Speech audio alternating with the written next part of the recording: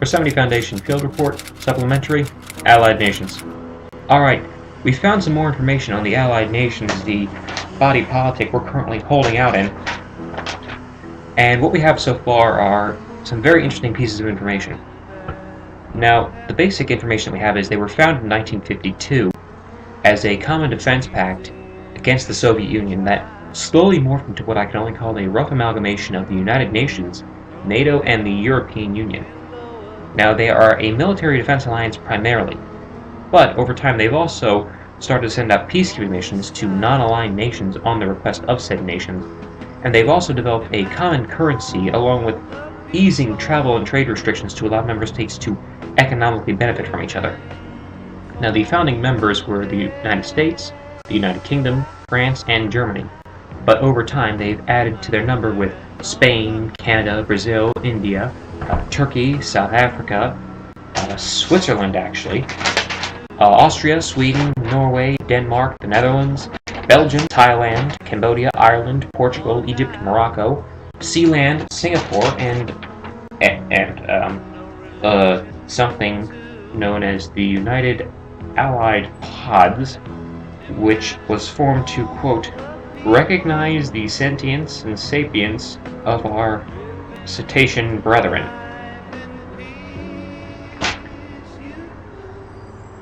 If that read how I think it read, this is a timeline where dolphins are sentient. We will touch on this later. Anyway, getting back to what we have, they also have several governments in exile for Eastern European states taken over by the Soviets, including Poland, Hungary, Ukraine, Czechoslovakia, Romania, and now this is interesting. They also have a government in exile for Argentina. This may have something to do with the Cybernetic Federation we have information on that we will touch on later.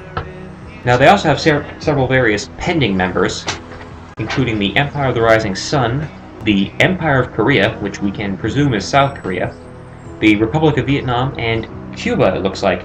It does appear that Cuba was invaded during the Third World War and turned to a quasi-democratic state. We only have the barest information on Cuba right now. They seem to be under the aegis of the Unionist organization. And there are several states that are also in-name-only members. Australia, New Zealand, Saudi Arabia, the Kuomintang, which may be the remnants of the Blue Chinese from the Chinese Civil War in this timeline, Panama, Colombia, Greece, Italy, Jordan, Kuwait, Qatar, Bahrain, Oman, the UAE, Pakistan, Khalistan, which is very interesting, Nepal, Sri Lanka, Afghanistan, Bangladesh, the Maldives, Finland, Yugoslavia, and Albania. Now, they have a capital in Geneva, Switzerland. They also have the International Criminal Court in The Hague, and their military headquarters seems to be based in Lyon, France. Their mission statement is roughly to eliminate the threat of communism, to advance mankind through technological progress, to defend those who cannot defend themselves, to pursue scientific advancement by all means, to culturally eliminate racism, sexism, all kinds of discriminations, and interestingly, to unify all nations under one banner to prevent further mass conflict. So far, they have failed, but this is interesting. In our own timeline, it has become a very popular conspiracy theory to believe that the United Nations are planning some kind of mass global government. Here, that is a stated aim of the Allied Nations. This is very interesting and something we should probably look further into, not because it exists in our own timeline, because this could provide a model for other timelines where we encounter such world governments. Now, there are also several supranational bodies involved in the Allied Nations, and I want to emphasize this is supranational, not supernatural. Supranational meaning beyond national borders. There is the Allied Nations Parliament, which involves various representatives from member states coming to air common grievances and vote on various measures. The Allied Nations Peacekeeping Divisions, who we can safely presume are the forces sent to the various peacekeeping operations. The Allied Central Intelligence Network, which is what we are presumed to be a part of. The International Criminal Court, and the Council of Secretaries. Now, according to this, the Council of Secretaries is the ruling guiding body of the Allied Nations. It is a 12-member council that advises and implements plans based on what the measures put forward by the Parliament entail.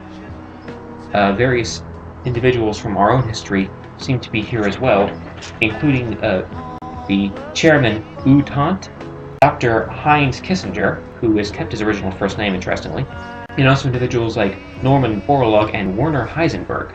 This could be a goldmine for information on their own advancements made in the world, where scientific technology for the 1960s is years ahead of what we are used to. Now, they are involved in many conflicts, however.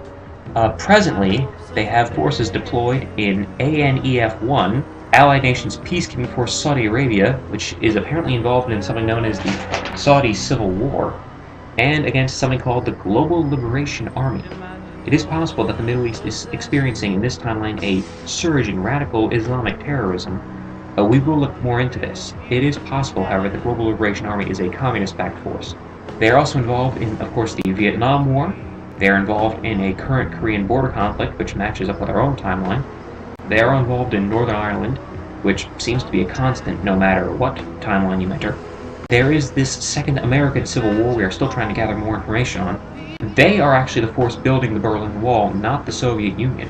And it actually appears, if I'm reading this right, that they believe they can actually use the Berlin Wall as a defensive garrison to hold back the Soviets until relief arrives from West Germany.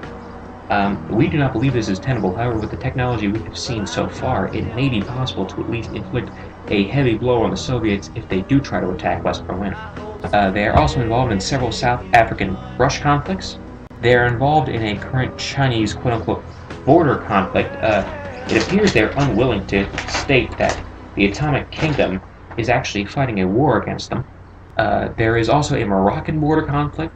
They have something called the Empire Security Command, which I can presume are Allied forces stationed in the Empire of the Rising Sun to try and prevent any further conflicts from erupting. They are involved in the Congo. They are involved in Cyprus, in Cuba, and in Haiti. So they are most definitely the most deployed force we have seen in this timeline so far. Now, they have several strengths that we can point to. The first being a massive economy. Trade between member states, as mentioned, has been eased with the adoption of a universal currency for member nations known as the credit, which from what we can tell is roughly analogous to 2.65 American dollars, 3.15 British pounds, 2.02 German marks, and, for right now at least, 25 Russian rubles. That number seems to fluctuate on a weekly basis. Now, they also have a scientifically advanced force at their disposal. They have some of the greatest universities under their aegis, and they have the currently best grasp of theoretical technologies and sciences. As mentioned, they have chronotechnology, which is a form of time travel that allows them to jump between locations by literally ripping apart the space-time continuum. They also have access to cryotechnology, something called spectrum beams, which we can presume is a form of light amplification. However, unlike lasers, it appears to follow a massive wavelength instead of just one singular wavelength.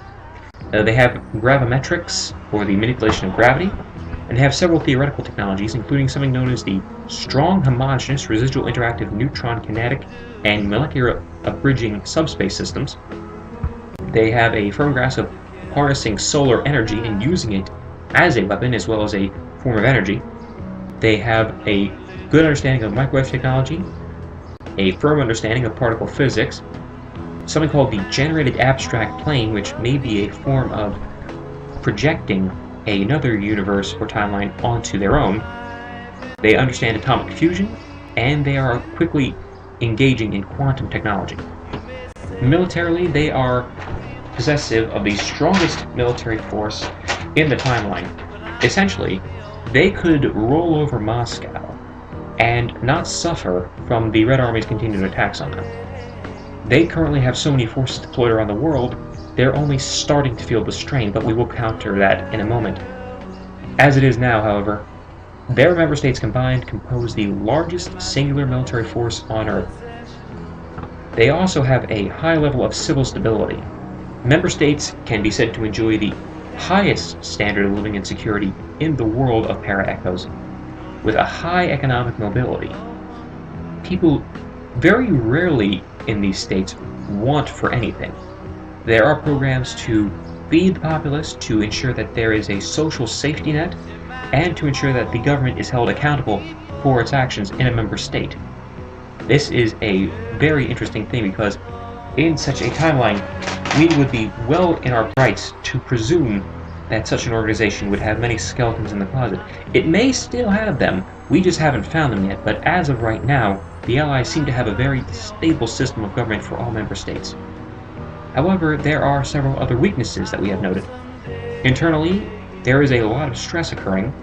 Many member states are starting to reevaluate the purpose of the Allied nations, especially after their involvement in the, well, we don't want to call it an assassination because we still are trying to figure out what happened exactly, but their involvement in the neutralization of the previous American president, and it appears their involvement in the arrest of his vice president on his inauguration.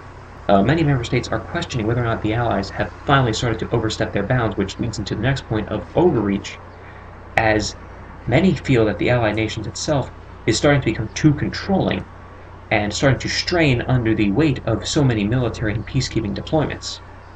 There are also several blind eye moments, if you will, where the Allied nations appear unwilling or unable to acknowledge the problems of various member states for their non-democratic ideals, including Spain, the Republic of Vietnam, Morocco, Saudi Arabia, and, interestingly, India. Even though Khalistan is here, we have noted that India appears to also be a problem as well, and we will touch on this. Now, we also have several comments that have been noted, primarily that they value action over appearance, but they still do have a general acknowledgement that public opinion is vital to their operations. We're not sure what exactly is more important to the Allied nations, whether or not action is their primary goal, or if they value appearance over substance. We also have various questions over how much power the Council Secretary has over member states, and also how much power the member states have over the guiding principles of the Allied nations. They seem to have an overinvestment of military forces in some regions compared to others. They are heavily involved in the Vietnam conflict, in the Korean border dispute, in the Middle East, and in the Second American Civil War, almost to the detriment of forces in Africa and South America, it seems. They have commented that they pursue the complete elimination of institutional racism, sexism, etc. in member states. We have noted, interestingly, that Dr. Martin Luther King is still alive and is a member of the Allied nations, but cultural changes are also trying to be effected. This is interesting, as the United Nations would hesitate extremely carefully before trying to enforce any kind of cultural change on a non-member state. Here, not only have they started to effect change in member states, they are pursuing such promises and purposes in non-member states as well. Whether or not this will affect them in the long run remains to be seen, but it is possible that this is the reason why there is so much fighting in the Middle East. Now, they are primarily focused on the needs of Europe, America, and other Western nations. They seem to let other member states fall through some very large gaps in their coverage, primarily in Central and Eastern Europe, as well as in South America and Africa. Whether or not this will affect them in the future also remains to be seen, but we do theorize that such actions are already being felt in the Middle East with this Global Liberation Army. Now, finally, we've noted this organization known as ASIN. We cannot find any information on their command structure, their headquarters, or even what their stated goal is in a mission statement. This leads us to believe that they could be a possible loose cannon organization, not beholden to any kind of power structure. If they are, this will make them incredibly dangerous to operations, as it would compromise us. We will try to follow up on this more, but for right now, we are advising that the Allied nations still remain a top priority for our Foundation. Now, we do have an agent in place trying to get us more information. This agent is codenamed the Dutchman, and hopefully by our next report on the Allied nations, he will have helped us gather some more info on who they are, what they're pursuing, and what the future may hold for them. We will have his reports filed at a later date. Field Team signing out.